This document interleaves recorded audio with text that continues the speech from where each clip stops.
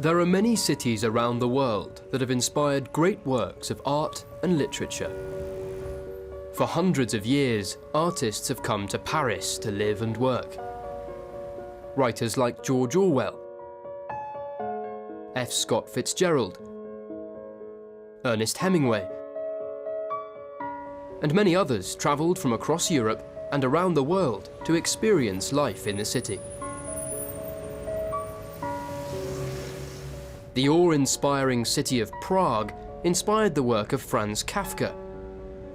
And since the early 20th century, New York has been home to many well-known writers and artists.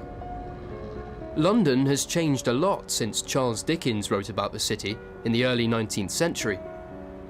But the city still attracts writers from the UK and around the world. Of course, it isn't just great cities that inspire writers. Every year, people travel to the Lake District in the north of England to visit a tiny farmhouse in the middle of beautiful English countryside.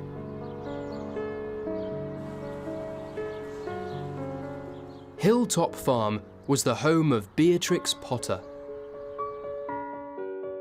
The hard-working Potter wrote and illustrated The Tale of Peter Rabbit and many other well-loved stories for children.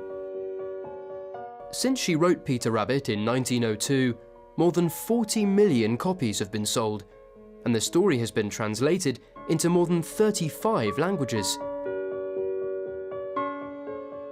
Hilltop has been open to the paying public for over 60 years, and it's still as popular as ever. In 2012, there were over 100,000 visitors.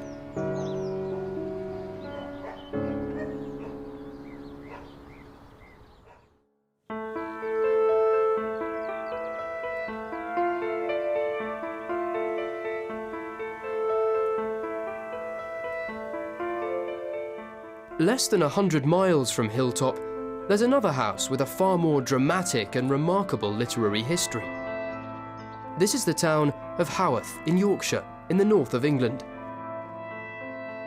And at the top of the steep cobbled high street is the Bronte parsonage. This house was the home of Charlotte Bronte, the author of Jane Eyre, Emily Bronte, the author of Wuthering Heights, and Anne Bronte, the author of The Tenant of Wildfell Hall.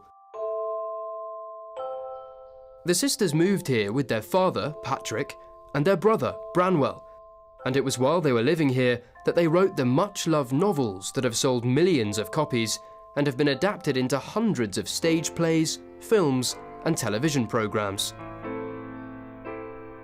Haworth is surrounded by Pennine Yorkshire moorland, and this dramatic location was the inspiration for many of the Brontes' novels.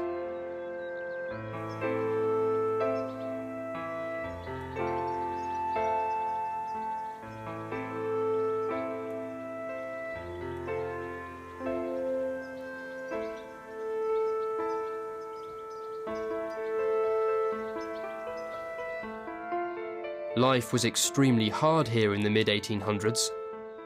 The Brontes' mother died soon after arriving at Haworth, and two sisters, Maria and Elizabeth, died when they were just 10 and 11. At the parsonage, Charlotte, Emily, and Anne filled their evenings with writing, usually sitting together at the table in the small dining room.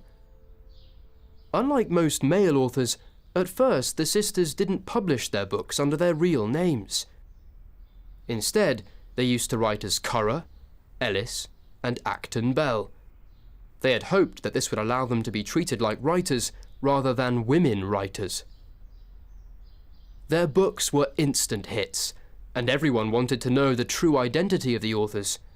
So, Charlotte and Anne travelled to London by train to tell their publishers their real names. But tragedy was never far away. In 1848, Branwell died, followed 3 months later by Emily, and then Anne 5 months after that. Shortly after she married, Charlotte died in 1855. But by the time she died, Charlotte had become a famous writer, There has been a small Bronte museum in Haworth since 1895, but it wasn't until 1928 that the parsonage opened to the public. Today, inside, visitors can see many of the sisters' possessions, including Charlotte's wedding dress, and many of the sisters' heartwarming handwritten letters and manuscripts. Experts still come to the parsonage from around the world to research the sisters and their work.